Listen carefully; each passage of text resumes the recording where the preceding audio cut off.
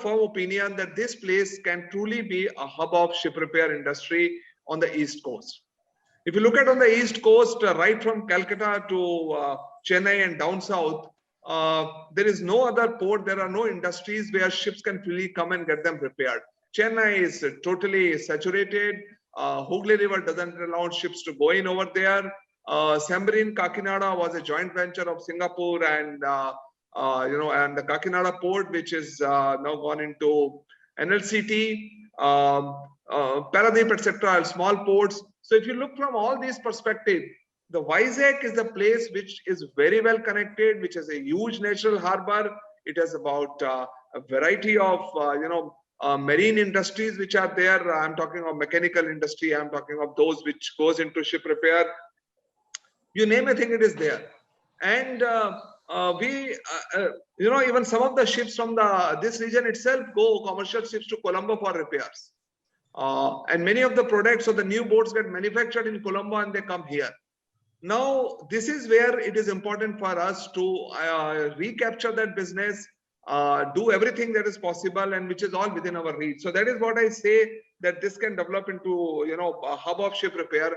I myself have got from the 3 strategic business unit, which is ship construction, ship repair, and submarine repair, the largest profit I am incurring from ship repairs. We have repaired about 2,000 ships. We'll be completing 2,000 ships in another 3 months' time over last 80 years, and constructed 200 ships. MSME is the main strength, the core of the people who are actually executing the work. We are the ship integrator. I have my own strength of about 1,250, but the footfall in my company is over 2,000 every day. And this is going to rise up to 3,500 within 1 year. That is a kind of volume I am looking forward to. Even today on the ships that I am working on, I find only on some project 250 people working, whereas I require 500. There are 40 people working, 40 men working on my ship in the night. I want that to become 150. I mean, that is the kind of potential that MSME have got in the field of shipbuilding and ship repair. So that is the kind of manufacturing that I am talking about. I have a mandate to invest 700 crores in the infrastructure development of HSL in next 3 to 4 years. I have already hired a consultant called Kitco from Cochin, which is drawing the roadmap as to what kind of work has to be done. I need extension of my slip base. I need new workshops to come up.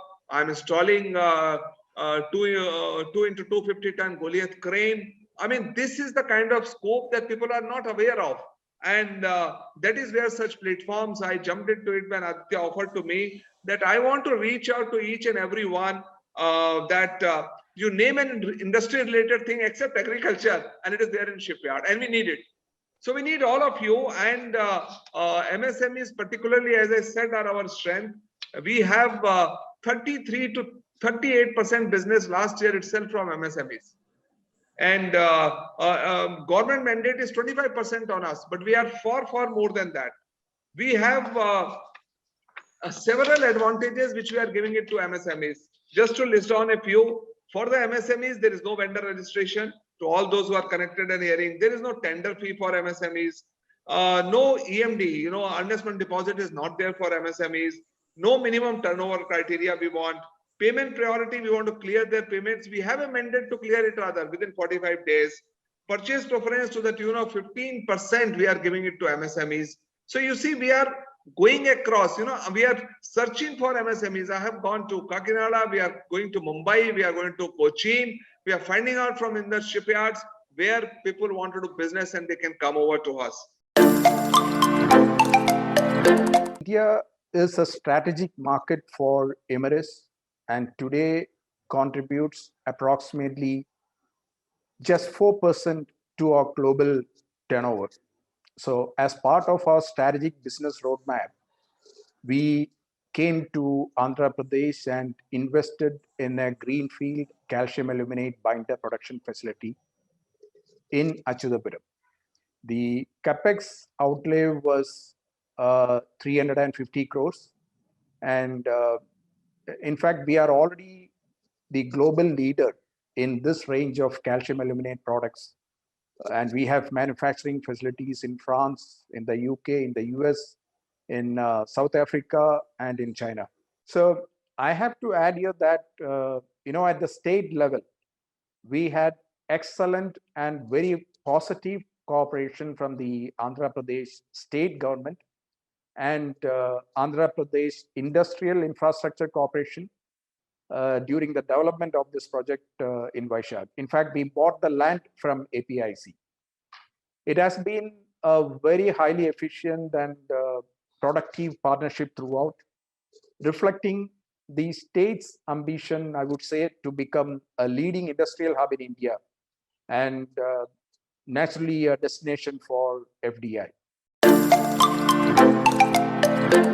So as the knowledge partner with Government of Andhra Pradesh, what is our role and responsibility and how you can partner with us in terms of realizing the dream? The dream is to build houses for 3 million families in the next 5 years.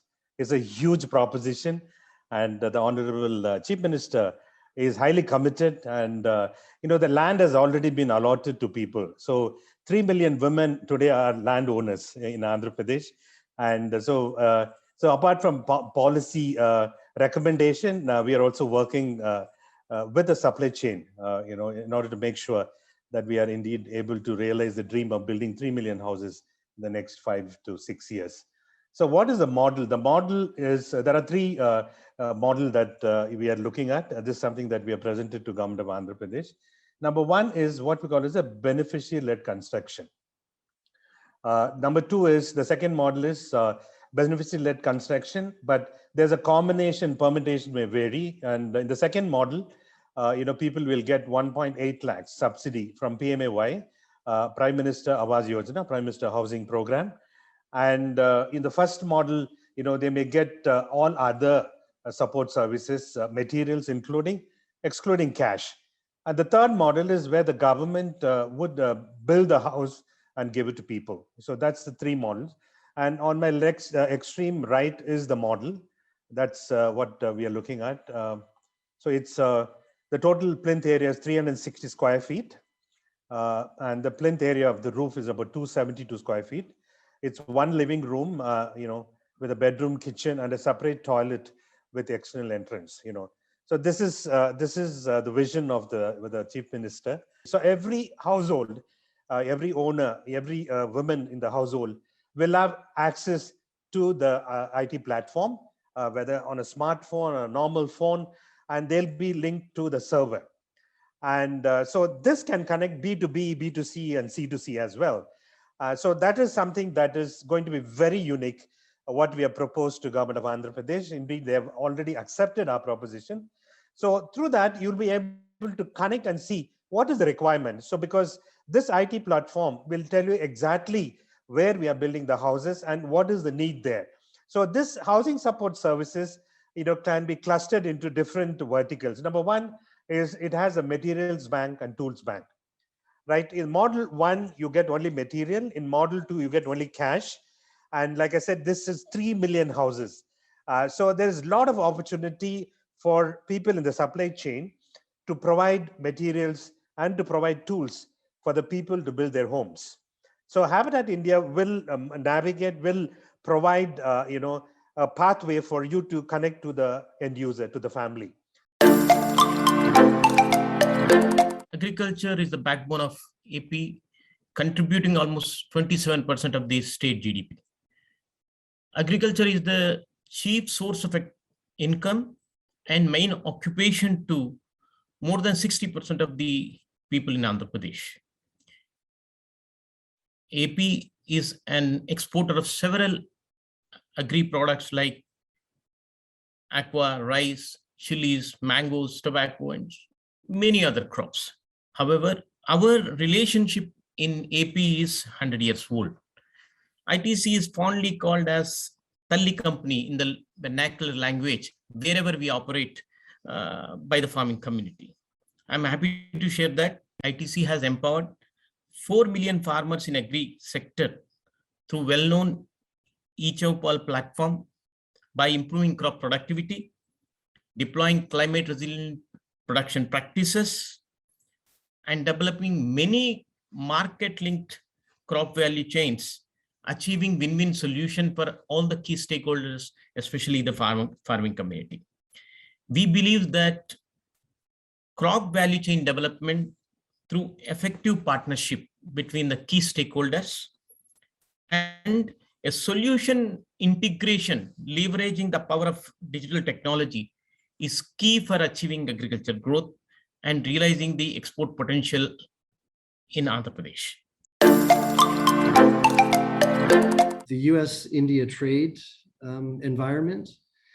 The United States has had a strong and growing trade relationship with India and has been on fair, overall really good terms with it as far as trade development and trade talks.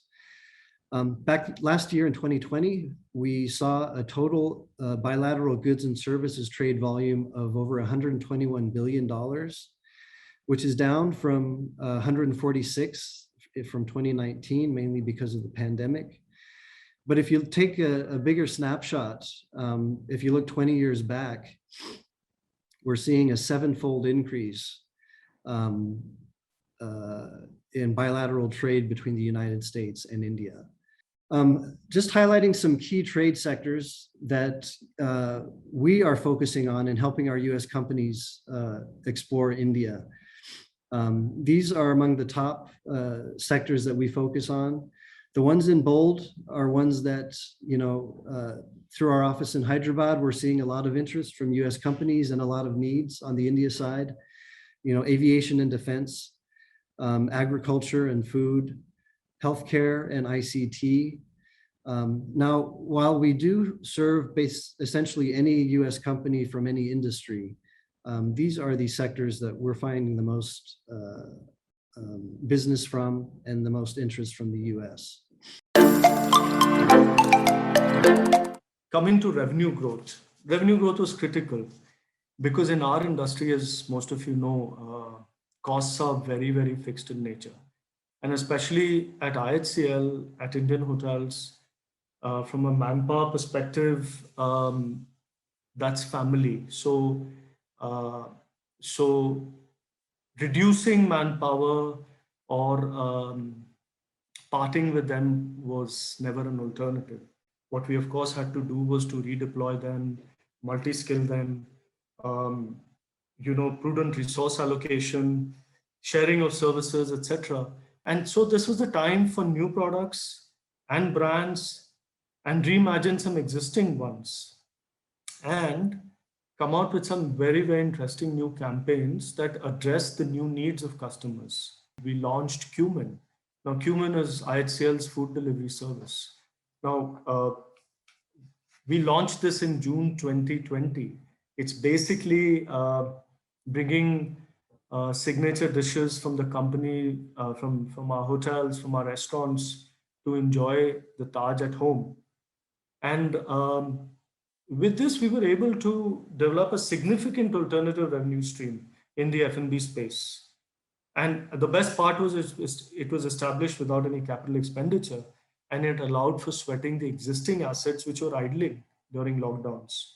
You remember our restaurants were all shut, the hotels were all shut as well. And then Cumin was a great example of Tata synergies because we developed the app in 10 weeks over virtual meetings with Tata Digital. And since its launch, we now have 37 hotels, 77 restaurants serving food, 15 cities across the country. We've delivered about close to 1.5 million orders. And now we're looking at various other things with Cumin. We have a Cumin shop and we intend to have a few Cumin shops across cities. We have a Cumin truck. The concept was launched in Mumbai and we're going to, and followed by Bangalore and Delhi as well. Basically, the idea is that we'll be able to service communities and neighborhoods with a Cumin truck